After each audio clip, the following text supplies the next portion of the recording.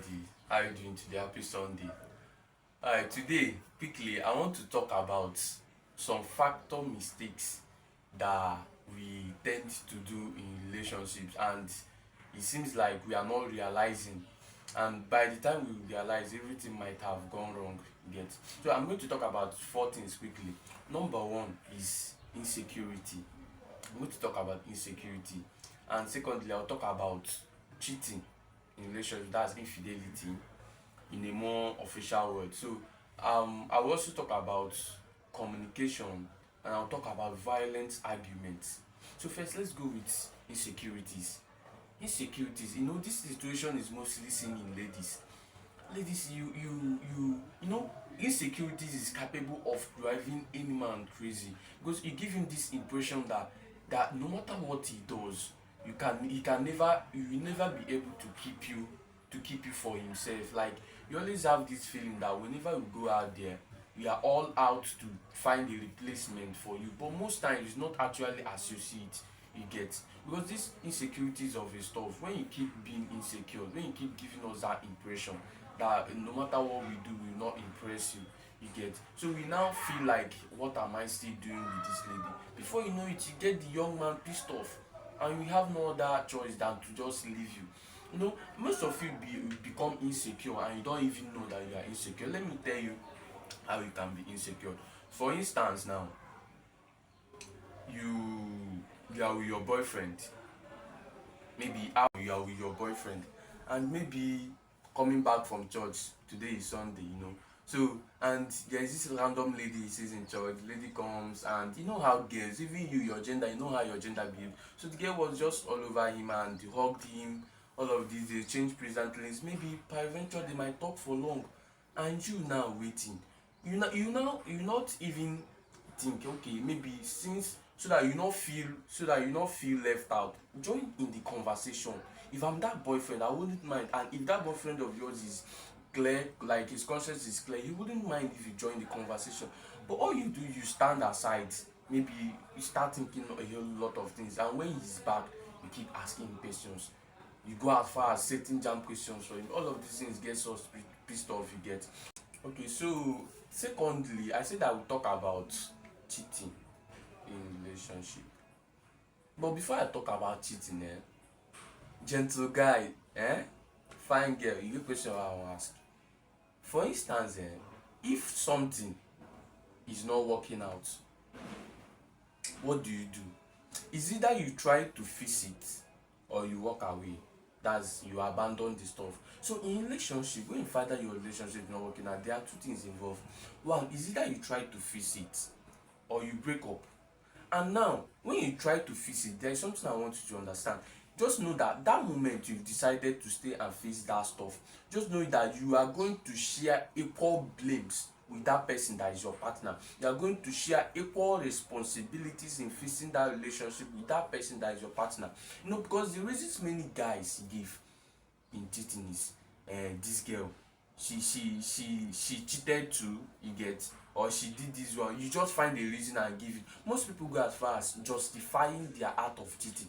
As a girl, you say your boyfriend is not loving you the way you want to love, and when you go out there, you see many guys, everybody outside, all these guys outside, all of us are honey, you get. So whenever we see opportunity, we grab it immediately. So when you go out there, you see some pretenders that will come to love you that way, that exact way you want to be loved. And when you finally get food, you now go down with that person you have cheated. Your reason being your boyfriend or your man or your husband, because these things happen in marriage. I've seen such situations you get. So your reasons will not be you were not loved enough, or you were not loved the way you. Okay, so most of these things happen in marriages. I've seen where it happens. You get. So your reasons will now be you were not loved the way you wanted to be loved. Did you do two things you were supposed to do? Okay, even if it is the case, we believe you are not loved the way you want to, but you stayed back in that relationship. See, relationship is never a do or die affair. I will say this again. I say relationship is not a do or die affair. When you are in a relationship and you are tired, auntie, brother, call your partner. I'm tired. Things are no longer working out. I can no longer cope. If I'm forced to stay back in this relationship, I might hurt your feelings. Please, let's put it to an end. Anybody you talk to like this, we your relationship must not break up in violently now. Must you break up violently? Break up maturely. That your so when you want to break up, try as much as possible break up maturely. You get, talk to the person like this. The person will not bite you. You get, everything must not end in violence now. Everybody will now know that you broke up. So childish. It pisses me off when I see relationship breaking up violently. It is something you can settle. Hmm? So instead of you going around cheating, even you as a girl, instead of you going around cheating, and that your boyfriend will now be going around telling his own friend that you are cheating on him, thereby tarnishing your own image. You have the right to leave any relationship at any time you want to leave, so far as you have not gotten to the marriage level. And if it's a marriage, the divorce is allowed now. You can seek for a divorce. You get my point. Once you see that it is on your neck, you can no longer settle it. You can no longer cope with it. So that relationship will not come and take your life. People have been enjoying relationships, enjoying. You now reach your own turn to enjoy relationship, you now come and die of depression. You now reach your own turn to marry, you now come and die of depression. You get, all of these things doesn't add up now. You get my point. So when you wait to do all these things, you break up first. One relationship at a time, one affair at a time. You are not a whore, you are not a prostitute. And you, man, don't call yourself a player. You are too old for that. Even if you want to play maturely. When you play this one, you don't come and gather up girls and set asunder, put disaster in between them. Now making people that used to be friends, you now put enmity in between them. God go ask you question, no. God will surely ask you question, so that is on that. So I would like to talk about again violent arguments. You want to violent argument, you mustn't argue violently. You want to argue, you argue like matured people. How does it not even piss any other person off like it pisses me off when you see boyfriend and girlfriend quarreling in the public? Guys, so you people, what then are you people doing together? If you can quarrel, if you cannot have a common understanding, even if you see that if you disagree, you as a girl, when you see that if you disagree on this stuff now, that this argument is going to break out violent, you are going to create a scene, calm down.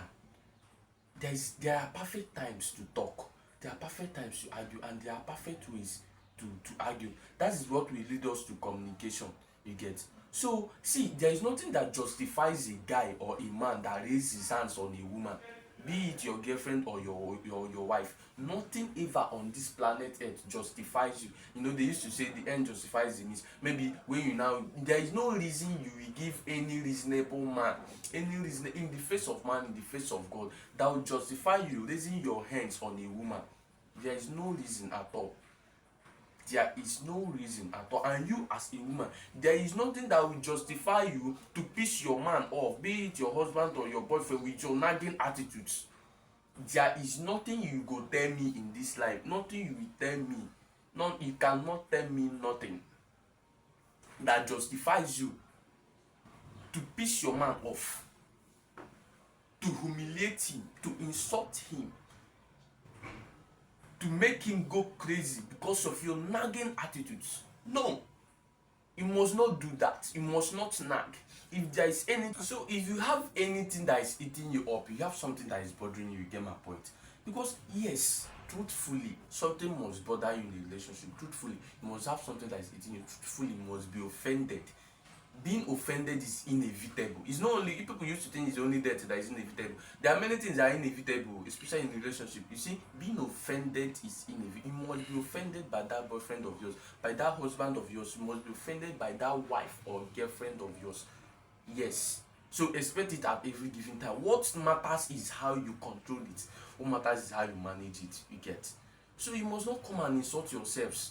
You tackle things tactically. You get the point. So this brings us to communication. Communication is a very vital tool in every relationship. In a relationship that is lacking communication, is just like a woman that is lacking vagina. Just like a man that is lacking penis. You get my point. So communication is very important, and communication is not what you say. Communication is how you say it. You get? Communication is not proving your point. Communication is how you object. I say something, you want to prove your own point. It is good you prove your own point, but what matters is how you object to that thing I say. You get, many people object to opinions very very rudely. I say something, just object immediately, you rule it, you overrule it absolutely.